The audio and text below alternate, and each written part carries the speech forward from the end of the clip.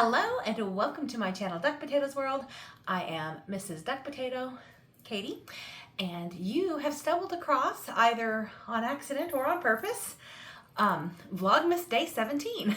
So we have been reading through the book of Luke, if you've been doing that with me. So today we're going to talk about what we read yesterday in Luke chapter 16. And I have been opening up and working on my Hot Springs Fiber Company Advent calendar all month, and we will be taking a look at that as well. So to start off with, the chapter 16 in the book of Luke begins with the story of the dishonest manager. So this man is a manager of the master's estate, and charges are brought against the manager for being dishonest, and so the master decides to, fire the manager.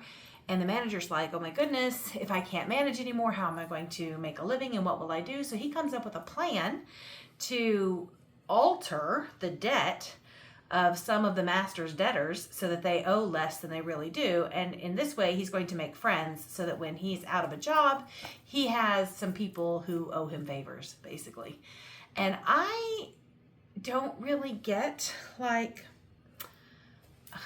I read through it several times trying to kind of understand what the main points of that situation were. Later, we talk about how when a lot is given to you and you're faithful with a lot, or a little is given to you and you're faithful with a little, that either way they reflect on each other. So if you are given just a small responsibility but you execute it faithfully, then that bodes well for if you're given a lot of responsibility, then you'll probably execute that faithfully as well. But if you're dishonest with a little, you'll be dishonest with a lot. So I'm guessing the first parable ties in with that concept. He also talks about how the Pharisees, they mentions that you can't serve two masters, so you can't serve God and money, and that the Pharisees were lovers of money. And so again, I think he's talking about how the Pharisees were putting on a show of outward goodness, but really they were not good inside. And I think that must be what overall somehow these things are all connected. Let's look and see what I wrote down in my notes. Yeah, I think it's got to do with how God knows what's truly going on in your heart. Because we also have just a random couple of sentences in the middle of all this that seem completely unrelated about adultery. And if you divorce a woman and marry another, you've committed adultery. Or if you marry a divorced woman, you've committed adultery. And that seems kind of out of place, because we were talking about being good stewards and managing things properly, and how we present ourselves to others compared to how we truly are in our heart. So I'm guessing that must also have to do with a heart. It must all be about exposing heart issues. Then the whole back half of this chapter is the story of Lazarus. He is the poor man who is at the gate of a rich man, and he dies, and the rich man dies, and Lazarus goes to heaven, and the rich man goes to hell. And the rich man is able to talk to Abraham and Lazarus, and he's begging Abraham to send Lazarus to his brothers to tell them to repent of their sins. And Abraham says they have Moses and the prophets, and if they don't believe them, then they won't believe Lazarus, even if he comes back from the dead. So again, that whole story is still talking about how things are in our hearts versus in real life. In real life, it looked like the rich man had everything, and Lazarus had nothing, but when they died, it was Lazarus who went to heaven. This was a hard chapter for me. I felt like I read it through a couple of times, and I'm not sure that I fully understand what exactly all the points were. I know sometimes reading the Bible is hard. I often try to pray and ask the Holy Spirit to open my eyes and my ears and give me wisdom to understand what I'm reading. Because sometimes I just feel like we're reading a list of disconnected stories, and I'm not really sure what they all have to do with each other. And I know that the Bible was well planned, so they aren't disconnected stories, and they do have something to do with each other. But this was one of the times when, although I read through it several times, I'm not sure if I understood fully what was intended in there. So this is a chapter I may need to circle and go back to later, and when I have some more time to spend some more time kind of unpacking it. This is where commentaries become really helpful. things like that. So if you ever find yourself ever reading the Bible and you don't understand everything that you're reading, don't freak out. That's not uncommon. It's why it's so important to make sure that you are sitting under a good biblical teacher and that you have a good church that's got sound biblical teaching going on. And that's why even at the age of 41, and I have been in church, I was born on a Sunday, I was in church the next Sunday. So I have literally been in church almost every Sunday of my life for 41 years. I very rarely miss church unless I've been ill or working. But even I still don't have a grasp on everything. There's still a whole lot of things I don't understand, and it's why we have to constantly go back and learn more and study hard and be reminded of the things that we already learned, because we have a tendency to forget. It's definitely a lifelong pursuit for sure. That said, I did finish day 16, so I will show off that pattern. Oh, I wanted to mention, if you're wondering what I'm sitting in front of, those are obviously Christmas presents. So today I spent some time wrapping Christmas presents, which is always a big job at my house.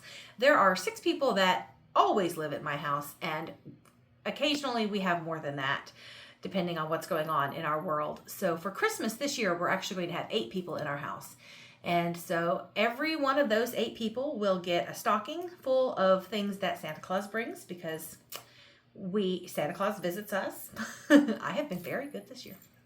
Not, I haven't. But Santa Claus, we play the Santa Claus game. And when my kids were growing up, I always told them the truth about Santa Claus. And I explained it to my kids that he is a game that everybody plays and everybody has fun playing. Excuse me, I dropped my stuff. And that, we just participate with the game with everybody else, and everybody knows it's a game, and to leave it at that. So Santa Claus, he still comes. He's going to fill all our stockings. And otherwise, everybody gets 2 presents. They'll have a present from my mother-in-law, who always makes sure that we have a Christmas Eve, special traditional Christmas Eve present. She provides that for our entire family and any guests that we have every year. She is incredibly generous that way. So everybody has that present. She has it sent to the house, though, and I have to wrap them all. So some of those presents are from her. And then each one of us will have one gift that's just from everybody else, like a main gift. And then each of the kids will also have like one small gift. And that's it. That's all the gifts we're doing this year. That's more than enough. None of us are in need of anything by a long shot. But it does make for a lot of wrapping. You would think I would be done, but I still probably have about 6 more gifts I need to wrap. I'm really funny about wrapping paper. When the kids were little and they couldn't read, and I had all my kids in quick succession, so we had many years in which nobody could read. We started doing this thing where every kid would have his own wrapping paper, and each kid would know which presents were his, because all of his presents were wrapped in the same kind of wrapping paper. And of course, when they were little, we would wrap like everything. So if they got a coloring book and a package of markers and a pad of paper to draw on, that was 3 presents, and I wrapped 3 different things. That way they could, have lots of stuff to open. And they would be wrapped in, each boy in his own stuff in his own wrapping paper. Well, as they got older, they can all read, so I didn't need to have 6 different kinds of wrapping paper for every Christmas, because we could just wrap everything in the same. But I had developed a bad wrapping paper habit by then, and apparently I never got over it. Last year I thought I was going to run out, so I bought more wrapping paper, and my husband told me to stop, that I don't need to buy wrapping paper for the rest of my life and I should be fine. He's probably right. But now, instead of having wrapping paper match each individual recipient, I like to make the wrapping paper match the giver. So all of the gifts from my mother-in-law are wrapped in one paper. All the gifts from my family are wrapped in another paper. I have a few people that we will give gifts to that aren't going to actually be here on Christmas, and they're not related to us, or they don't live with us, like my grandparents and one of my neighbors. Their paper is always different from everybody else's. That way, when they come to the door and I'm like, oh, I have a Christmas present for you, I can look under the tree and it's really obvious the one gift that doesn't match everything else, that's the one I'm giving to somebody who doesn't live here. So yeah, I have a lot of fun with wrapping paper. I'm a little bit OCD about some things, maybe, just a little. Anyway, I was going to show you the shawl. I digressed, talking about my wrapping paper. This is the Hot Springs Fiber Company Knit Advent Calendar Shawl, days 1 through 16. So there you go. So this is one way over here. We've gone through all those beautiful colors, and that's where we left off. It is still quite a bit of knitting for one day. Takes me a while. If I've had a busy day, it can be a bit of a challenge to get it done. So if you are finding that you are not keeping up, do not stress out about it. It is no big deal. And don't worry about it. There's no Advent police that are going to come and take your yarn away on January 1st if you aren't done yet. You'll be fine. But that means we can now open today's Advent, which is day 17. I've got my box back out this time. Oh, and all of these presents, my dogs do not get into the presents because of the presents, but they will all go under that tree behind me, which you can see is right in front of our front room window. And my dog likes to watch the squirrels outside from the front room window. So probably all of these bows will be gone tomorrow once I put them down on the floor, because my dog does not care if there are presents in between her and the window. She will just plow through them and shove her face up against the window so she can watch the squirrels. But I put bows on them, so they have it for a few minutes anyway. My dog is a hoot and a half. All right, day 17. Here we go. I don't know what color it is. I have no idea whatsoever. If you guys want to guess, shout out a guess. Now's the time. I have no idea. Oh my goodness.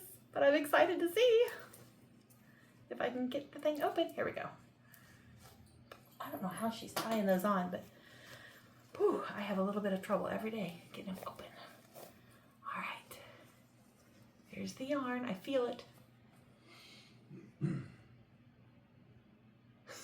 The more I do this, the more like anticipating is exciting for me. I don't know, like you would think the excitement would wear off after a little while, but no, I have as much fun, actually more fun today than I did on day one. Are you ready? Oh, gray! Now I would never have guessed that, but I love it. It's a beautiful like slate gray. It's almost silver. Oh, I love it. And ooh, I love the little gift. Oh, I'm so excited about this. This, oh my goodness, the inside of the bag is hairy. This is an acupressure ring for your fingers. You roll it up and down your finger, and it's supposed to feel good. It probably does some technical thing, and I just don't know what it is. It does feel good, I can tell you that.